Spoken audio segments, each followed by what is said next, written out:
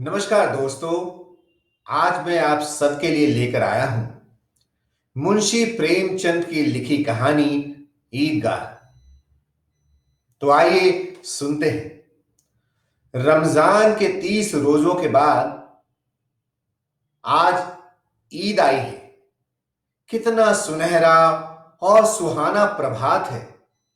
सूरज को तो देखो, कितना सुंदर और शीतल लग रहा है, मानो पूरे संसार को ईद की बधाई दे रहा है। गांव में बड़ी ही हलचल है। ईदगाह जाने की तैयारी हो रही है।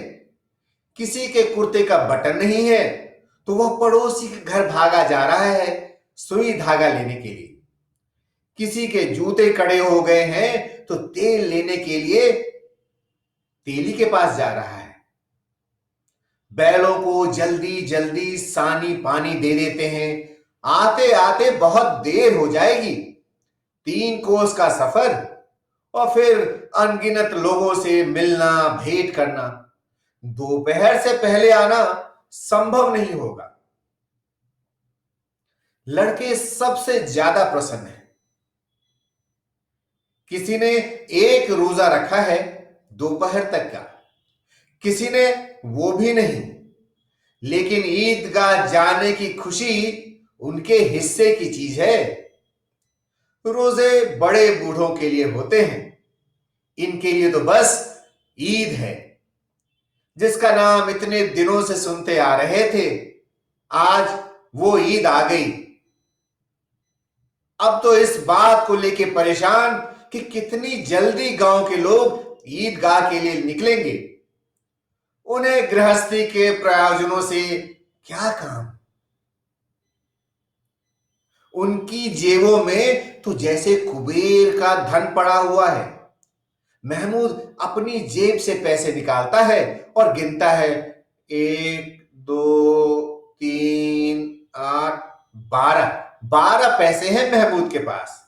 और मोहसिन की जेब में 1 2 3 7 8 15, कुल 15 पैसे हैं मोहसिन के पास। इस कुबेर के धन को कई बार जेब से निकालते हैं और इस अनगिनत पैसे को गिनकर पुनः जेब में वापस दे देते हैं। अरे, इसी अनगिनत धन से तो मेले में जाके बहुत सारी चीजें लेनी हैं। खिलौने, मिठाई, बिगुल, गेंद और भी बहुत कुछ। सबसे ज्यादा प्रसन्न है हामिद, 4 5 साल का गरीब दुबला पतला बच्चा। उसके पिता की मौत पिछले वर्ष हैजे के कारण हो गई और कुछ महीनों बाद उसकी मां भी चल बसी। अब हामिद अपनी दादी बूढ़ी अमीना की गोदी में सोता है और उतना ही प्रसन्न है। उसके अब्बा रुपये कमाने के लिए गए हैं और थैलियां भर के लाएंगे। उसकी अम्मी जान तो अल्लाह के यहां गई है हामिद के लिए चीजें लाने के लिए। हामिद के सर पे एक पुरानी टोपी है जिसका गोटा काला पड़ गया है। एक बार उसके अब्बा जान और अम्मी थैलियों में पैसे और चीजें लेके आ जाए तो वो अपने दिल के सारे अरमान पूरे करेगा। तब वो देखता है कि महमूद, मोहसिन, नूरे, सम्मी कहां से इतने पैसे लाते हैं। बूढ़ी अमीना कमरे में बैठे रो रही है। आज ईद का दिन है और घर में एक दाना भी नहीं। तभी हामिद घर के अंदर आता है और कहता है, अम्मा तुम बिल्कुल नहीं घबराना, मैं सबसे पहले आ जाऊंगा, तुम डरना मत। अमीना का कलेजा कचोट रहा है। पूरे गांव के सारे बच्चे अपने बाप के साथ ईदगाह जा रहे हैं मेले में, और हामिद के लिए तो उसका बाप अमीना ही है। कैसे इस छोटे से बच्चे को, नन्ही सी जान को मैं मेले में जाने दूं। 3 कोस का सफर है, पैरों में छाले पड़ जाएंगे। जूते भी तो नहीं है उसके पास, और कहीं इतनी भीड़ में खो गया तो नहीं, नहीं, मैं उसे नहीं जाने दूंगी। कुल 12 आने अमीना के पास हैं, जिसमें से उसने 3 पैसे हामिद को दिए हैं मेले के लिए। गांव से मेले के लिए लोग चलना शुरू करते हैं और सबसे आगे बच्चों का झुंड जो दौड़ता हुआ आगे बढ़ जाता है। फिर किसी पेड़ के नीचे खड़े होके लोगों का इंतजार करते हैं। और इन सब में सबसे जोश के साथ है हामिद। उसके पैरों में तो जैसे पंख लग गए हैं। वो भला कहां थकने वाला। देखो, अब शहर की सीमा प्रारंभ हो रही है। कितने बड़े बड़ी कोठियां और उनके बड़े बगीचे। ये देखो, ये सामने अदालत है और ये कचहरी और ये कॉलेज है। सहसा दूर से ईदगाह नजर आने लगता है। इमली के पेड़ों के छाया तले नीचे फर्श पे दूर दूर तक जाजम फैला हुआ है और रोजोदारों की एक कतार, कई कतारें वहां पे लगी हुई हैं। यहां पद या ओहदा कोई मायने नहीं रखता। इस्लाम के अंदर सब बराबर हैं। गांव वाले भी इन्हीं कतार में पीछे जाकर लग जाते हैं। एक साथ लाखों सिर सिजदे के लिए झुकते हैं और उठ खड़े होते हैं, मानो एक भाईचारे के लड़ी में सब लोग पिरोए गए हैं।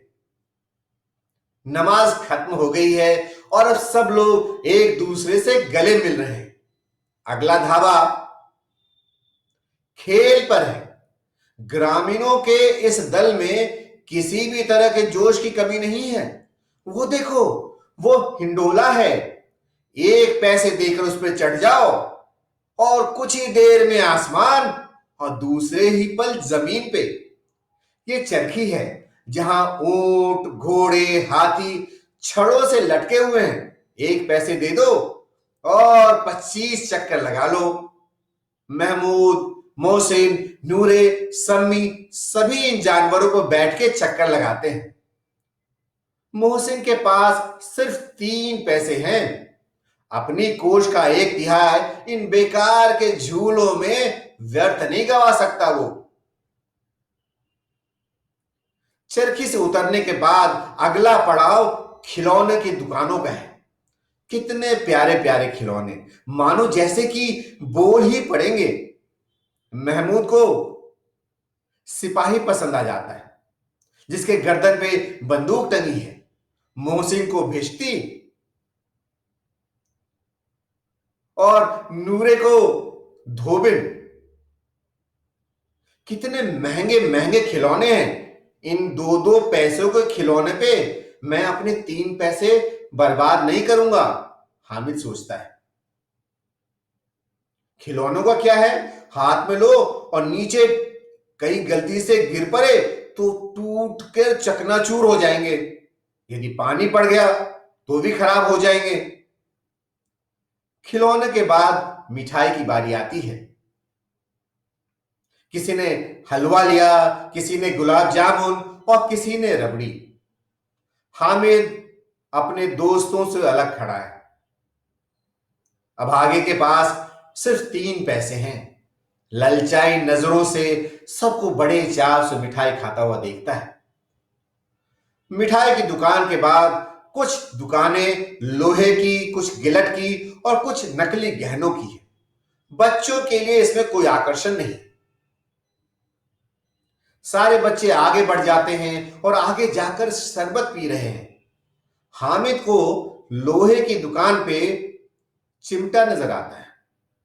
सहसा उसे याद आता है कि उसकी दादी अमीना जब रोटी तवे से उतारती है तो उसकी उंगली जल जाती है।